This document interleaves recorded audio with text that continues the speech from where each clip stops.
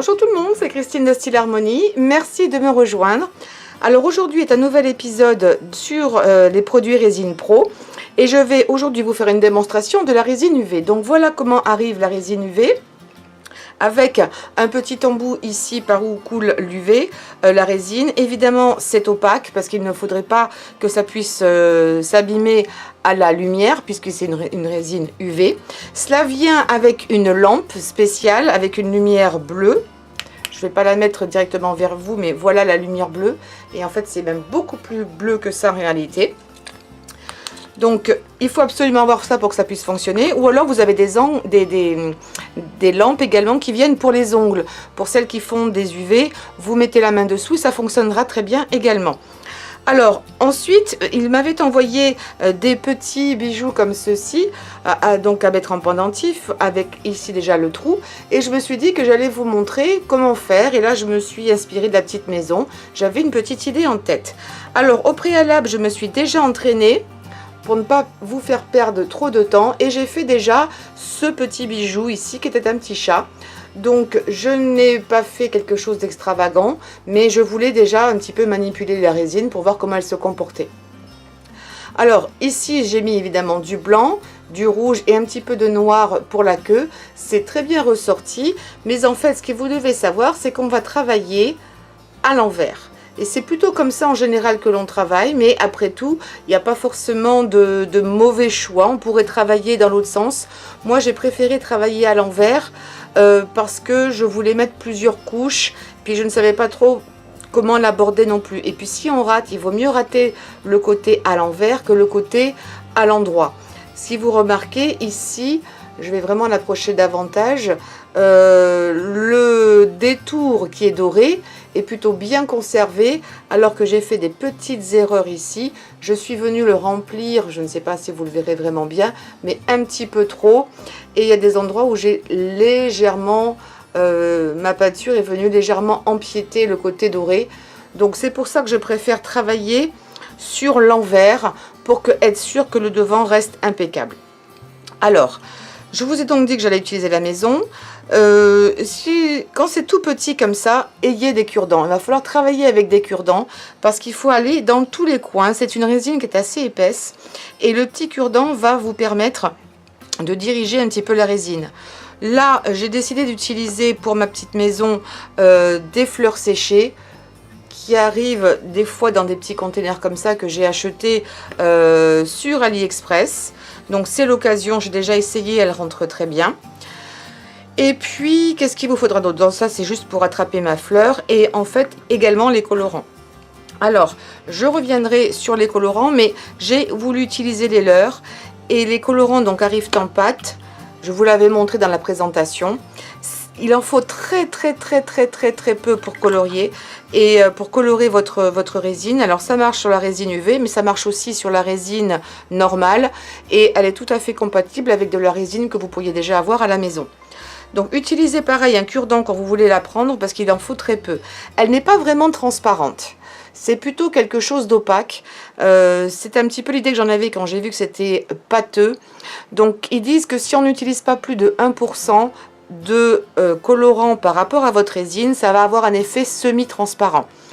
Je reviendrai là-dessus, mais je trouve que c'est assez opaque. Donc si vous voulez vraiment quelque chose de transparent, comme je n'ai pas d'autres colorants de leur part, je ne peux pas essayer les autres, mais essayez les encres Pignata. Vous savez que je les adore pour la résine, parce que là, ça va vraiment rester transparent et très brillant. Au pire, vos réencreurs à l'alcool qui fonctionnent aussi. Alors, pour faire ces genres, pour mettre de la résine là-dedans, vous voyez, c'est creux ici. Donc, ce qu'il va falloir, c'est poser ça sur une surface où ça ne va pas couler de l'autre côté. Donc, le meilleur moyen que j'ai trouvé, c'est d'utiliser du scotch. Donc, j'ai pris ici un gros morceau de scotch, du scotch d'emballage. Je vais le retourner et la partie qui est sur le dessus est la partie collante. Donc, ce que je vais faire, je vais peut-être revenir en arrière un tout petit peu. Je prends ici mon scotch, je le replie sur lui-même. Oups, évidemment, ça a déjà collé. Et je viens le placer ici sur ma feuille. Voilà. Je fais pareil de l'autre côté. Faites bien attention qu'il n'y ait pas d'impureté sur vos doigts ou sur votre plan de travail. Sinon, ça risque de se retrouver sur votre scotch et après sur votre résine. Voilà. Donc là, je tire bien pour que ce soit tendu. Et je vais positionner, alors vérifiez aussi suivant ce que vous avez, au cas où il y aurait un dos et un devant. Il faut que la partie qui touche votre scotch ici soit la partie la plus lisse. Sinon, si vous avez des creux et des bosses, ben, ça va passer dessous, bien entendu.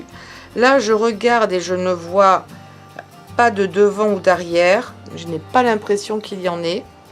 Donc, l'un ou l'autre devrait fonctionner. Je vais positionner ma maison ici. Et je vais bien appuyer pour être sûr que toute la surface de la maison touche bien le scotch. Et donc de cette façon-là, quand je vais verser ma résine, ça ne va pas couler. Alors ensuite, là la résine, je vais la laisser transparente. Mais je vais vous donner un petit tuyau par rapport à ce que j'ai vécu ici pour la résine en couleur. Il y a des résines qui arrivent, des résines UV qui arrivent déjà colorées. Là, pas de souci. Si c'est le cas, si ce n'est pas le cas, je vous conseille d'utiliser une surface en plastique, pas une surface poreuse, mais une surface en plastique. Ça pourrait être l'autre côté du scotch, hein, par exemple. De verser un petit peu ici sur votre scotch, un petit peu de résine, un tout petit peu de colorant et de mélanger avec vos cure-dents. Avant ensuite de le prendre et de le mettre directement. C'est mieux de le travailler à côté, de venir, surtout quand ce sont de toutes petites surfaces comme ça, et venir ensuite le mettre à l'intérieur plutôt que d'essayer de mettre votre colorant et votre résine UV directement, parce que vous allez devoir mélanger à l'intérieur et quand on mélange, on déborde. C'est ce qui m'est arrivé. Donc ce n'est pas la bonne option. Si c'était une surface beaucoup plus importante, ça poserait peut-être moins de problèmes. Mais sinon, je vous conseille vraiment d'en faire un petit peu à côté et ensuite de venir à l'intérieur, prendre un petit peu et venir. Et c'est surtout le cas ici, par exemple, si je voulais faire ce pendentif, et je pense que je le ferai pour bien vous expliquer. Donc, ici, ce que je vais faire, comme je veux que ce soit transparent, je veux que ma fleur soit prise entre deux couches de résine. L'avantage avec la résine UV, et selon leur mode d'emploi, c'est qu'il faut, une fois qu'on met la résine et qu'on veut la faire prendre, donc la faire durcir, utiliser la lampe pendant 2 minutes. Hein, c'est marqué derrière 120 secondes. Là, il n'y a pas de problème, je parle couramment en italien, je comprends, donc 2 minutes. Et puis vous faites un test au pire, parce que là ça va être très fin. Sinon, vous piquez légèrement dans un coin avec votre cure-dent pour être bien sûr que ce soit bien dur. Donc ce que je vais faire, je vais attaquer tout de suite. Je vais essayer d'enlever un peu les traces que j'ai mises. Vous savez quoi, comme j'ai touché, pour être sûr qu'il n'y ait pas de traces ensuite sur ma résine, je vais décoller ma petite maison et je vais la mettre à côté. Voilà, comme ça je sais qu'au fond mon scotch est très lisse, il n'y a pas de souci, a priori je ne vois pas d'impureté. Faites attention à ça. Je vais verser donc un petit peu, et là je vais venir vraiment zoomer. Voilà, on se met au centre. Je verse la résine. Donc c'est assez épais. Et je ne vais pas en mettre beaucoup. Là je m'arrête, je rebouche tout de suite. Et avec mon petit cure-dent propre, je vais l'aider à se disperser tout doucement. Il va vraiment falloir prendre votre temps. Je suis désolée, je le fais sur un fond blanc, vous n'allez peut-être pas voir grand-chose. Mais au moins pour que vous compreniez l'idée, j'aide ma résine à bien partir partout, à toucher les parois. Alors, je vais essayer de ne pas mettre ma tête, mais je voudrais être sûre parce que cette partie-là en bas, je ne la vois pas. Voilà, normalement, il ne doit pas y avoir de bulle. S'il y en a une, avec l'autre côté qui est propre, vous pouvez toujours la piquer. Donc là, je fais en sorte qu'il y en ait vraiment bien partout.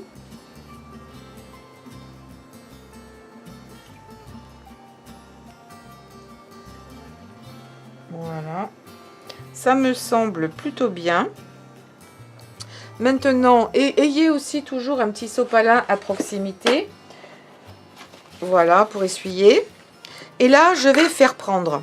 Donc, je vais allumer ma lampe et je vais rester pendant 2 minutes. Vous savez quoi? J'ai oublié mon téléphone et je vais mettre mon téléphone sur 2 minutes. Je suis désolée pour ce petit intermède. Donc, je vais rester comme ça 2 minutes. Je ne vais pas, et là, je vois qu'il y a des impuretés à l'intérieur. Je ne pense pas que vous les verrez, mais il y a des petits points, à moins que ce ne soit des bulles d'air. Mais il y a des toutes petites choses. Ça ne se verra pas ensuite, c'est vraiment la lumière qui va faire prendre. Et à partir de là, vous allez sentir une odeur. Donc là, jusqu'à présent, je ne sentais rien. Mais quand ça commence à chauffer ici avec la lampe, j'ai toujours pas mis mon réveil. Attendez 2 secondes, je m'arrête de parler. Je vais mettre mon chronomètre sur, je vais le mettre peut-être sur 1 minute 30 maintenant. Voilà, 1 minute 30. Parce que je voudrais pas non plus le surchauffer. Et après, je vous ferai pas attendre pendant 2 minutes, quoique j'arriverai toujours à parler suffisamment, mais bon. Alors, voilà, j'ai démarré. Et vous pouvez rester figé, ou sinon, faites en sorte de bien diriger votre lumière comme ça un petit peu partout. Alors, je ne me mets pas trop près dessus. Je me mets à une distance de 10, même pas, oui, 10 cm à peu près. Voilà, je me mets comme ça. Juste pour vraiment éclairer. Donc, c'est cette lampe UV qui va cuire en quelque sorte la pâte. Elle va monter en température. Et c'est là que vous allez sentir l'odeur. Il n'y a rien de catastrophique. Ça va pas non plus vous prendre au nez et vous assommer. Mais je vous conseille quand même de le faire. Toujours quand on a des produits chimiques, dans une pièce avec une fenêtre ouverte ou une porte, faire un petit peu aérer un petit peu. C'est pas toujours bon de respirer tout ça. Il y en a qui portent même des masques. Donc si vous préférez, faites-le aussi. Il n'y a pas de souci. Là, il me reste à peu près une trentaine de secondes. Donc je le bouge un petit peu comme ça. Et puis je vais vous reprendre dès que c'est fait et je testerai ma résine. Les 2 minutes sont passées. Je teste, c'est dur, donc je vais pouvoir maintenant appliquer la deuxième, enfin pas ma deuxième couche encore. Donc là, sachez que je n'en ai vraiment pas mis beaucoup. Je ne sais même pas si je suis venue à moitié, mais j'en ai mis suffisamment pour tout simplement mettre ici ma fleur. Voilà, au milieu. Alors, uniquement des choses sèches. Dans la résine, n'allez pas mettre quelque chose qui ne soit pas sec. Une fleur fraîche risquerait de s'abîmer, tout simplement parce qu'elle va, même si elle est emprisonnée dans la résine, il y aura forcément des petites poches d'air. Et au contact de l'eau, ça va finir par s'abîmer. Et en plus, vous risquez de déclencher des bulles dans votre résine. Et l'eau va finir par croupir, ce sera pas génial. Donc, y compris les fruits et tout ça, on m'a bien dit, surtout pas de choses qui contiennent de l'eau, uniquement des produits secs. Donc ça c'est fait, et ce que je vais faire, c'est maintenant, parce que c'est bien plein, je voulais rajouter éventuellement des petits copeaux de doré, mais je voulais le faire encore en 3e couche. Alors là, il faut savoir une chose, c'est que pour utiliser la résine UV, il faut que vous ayez peu d'épaisseur. Et aussi que votre lumière que vous allez utiliser ici puisse vraiment passer à travers toutes les couches. Ce qui signifie que si vous mettez par exemple quelque chose de très opaque à l'intérieur et qu'en plus vous mettez des paillettes et que vous allez obstruer toutes ces couches, si vous n'avez pas fait de niveau avant, ça ne va pas prendre. C'est-à-dire que si vous faites ça en une couche épaisse en une seule fois et que vous avez beaucoup mis de choses à l'intérieur, ça ne va pas sécher. Mais ça c'est valable pour n'importe quelle résine UV. Donc travaillez plutôt en épaisseur fine et vous continuez et vous montez comme ça. Et surtout, il faut que ce soit sur un fond blanc. Quelquefois, on travaille même sur un miroir pour refléter la lumière, en fait, si vous voulez. Donc, c'est ça le secret pour la résine UV. La plupart fonctionnent comme ça. Donc, ce que je vais faire ici, c'est que je vais attraper des petits copeaux dorés. En même temps, je ne sais pas si c'est indispensable. J'ai peur que ça fasse presque trop. Vous savez quoi? Je vais en mettre un peut-être au moins au milieu.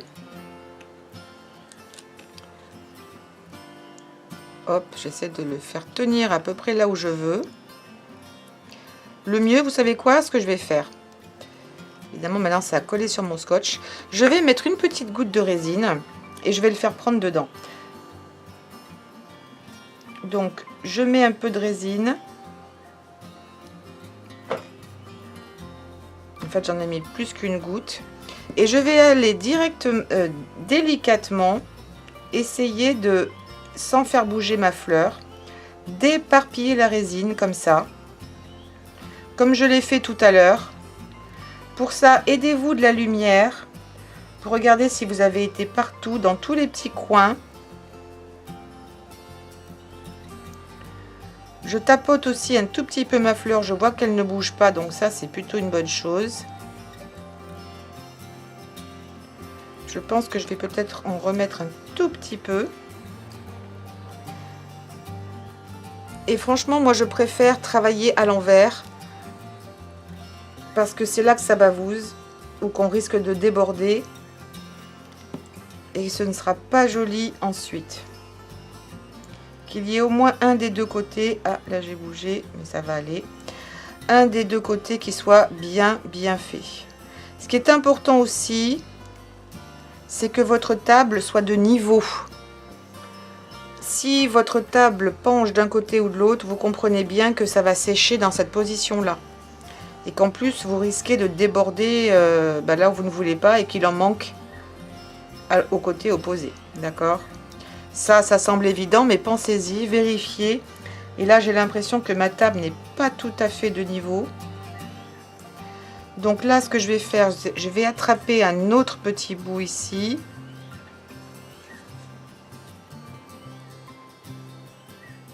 Voilà, j'essaie d'enlever le surplus. Et je vais le mettre juste ici au centre de ma fleur. Encore un petit peu là. Comme ça, au moins, il va tenir, il n'y a pas de souci. Je l'enfonce. Quand vous mettez comme ça quelque chose à l'intérieur, appuyez pour éventuellement faire partir toutes les bulles d'air. Et je vais rajouter un tout petit peu ici de résine.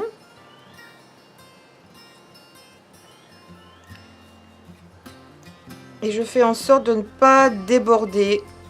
Pour ça, allez-y délicatement. Prenez votre temps sur ce genre de choses, surtout quand c'est tout petit comme ça. Là, j'ai l'impression que je suis bien. Donc, je vais essuyer. Je remets mon compteur à 2 minutes cette fois-ci. Et puis, voilà, faites-le toujours par tranche de 2 minutes. À moins que ce soit très épais, vous montez éventuellement à 3-4 minutes, 5 minutes. Mais allez-y par couche progressive. Je n'ai pas fait le test, mais s'ils disent 2 minutes et pas forcément plus pour des petites couches, c'est qu'après, ça risquerait éventuellement de l'abîmer. Voilà, là c'est terminé. Mes 2 minutes sont passées. Donc, je vais attendre quelques secondes. Parce que c'est pas bouillant, mais c'est un petit peu chaud. Je ne vais pas faire de marque. Mais je touche pour voir si c'est dur. Je teste un petit peu partout.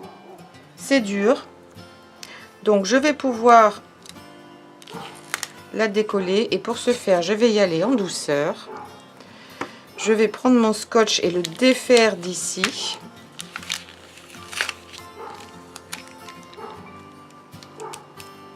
Et je l'enlève tout doucement en le faisant partir sur le côté. Voilà. Alors ça, c'est l'une des deux faces. Je vais vous le montrer sur un papier blanc. Donc là, ici, vous avez le côté, en fait, donc qui est censé être le côté pile. Le petit truc derrière doré, on ne le voit pas trop. Et là, vous avez le côté, en fait, qui pour moi était le dos. Et finalement, le côté face, eh ben, est pas plus mal du tout. Pas si mal. Je pourrais très bien le prendre comme ça. Il me reste encore un petit peu de place en termes d'épaisseur. Si je voulais en mettre davantage pour que ce soit encore plus visible, c'était juste un petit exemple. Mais je trouve que c'est mignon, ça rend très bien. Évidemment, sur la peau, ça fait encore un effet différent puisque c'est transparent. Si jamais ça ne vous plaisait pas, rien ne vous empêche. Au final, vous avez deux solutions. Sur la partie que vous n'aimez pas, bien que là, je n'ai plus beaucoup de... Comment dirais-je? Oui, c'est dur. Je n'ai plus beaucoup d'espace, donc Là, en l'occurrence, si vous vouliez vraiment que ce soit plus opaque, vous pourriez venir mettre une petite couche d'acrylique derrière pour que ça se voit mieux que quand c'est sur la peau. Peut-être qu'on le verra un petit peu moins. Mais dans la vraie vie, là, sur la caméra, c'est pas parlant, mais ça se voit très bien et c'est plutôt joli. Voilà, j'espère que cette vidéo vous aura plu. Alors d'ores et déjà, je vous montre le sujet de la prochaine vidéo, toujours en résine UV, parce que ce pendentif-là m'a causé des petits soucis. Et vous savez que je ne veux rien vous cacher, donc vous allez voir les problèmes qu'il y a eu, surtout vers la fin. Et si je peux vous les éviter, ce serait d'autant mieux. Donc ça, c'est pour la prochaine vidéo. Donc la partie 2 de la résine UV, si vous voulez. Et puis en attendant, je vous remercie d'avance de me laisser un pouce en l'air, de souscrire à cette chaîne si ce n'est déjà fait, et puis de partager sur les réseaux sociaux. Je vous dis à très vite pour de prochaines vidéos. Portez-vous bien!